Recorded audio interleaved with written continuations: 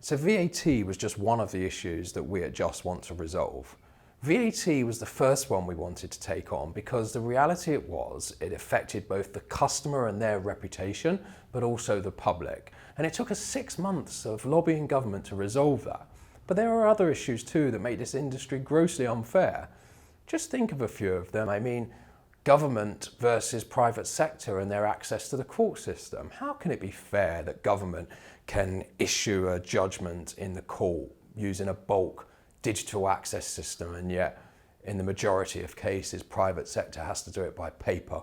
How can it be right that some parts of government pay as little as £7 to issue a judgment, and yet the private sector pay as much as £100 or £200 to get the same authority? How can it be fair that the government have an element of enforcement all to themselves?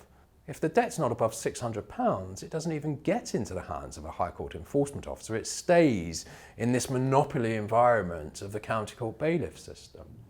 These things have to be challenged.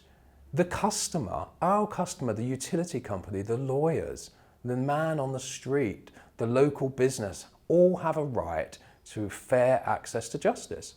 And there's no reason that it should be different for one party to another, whether that be the access to it or the cost to access it. And that's what we're here to resolve.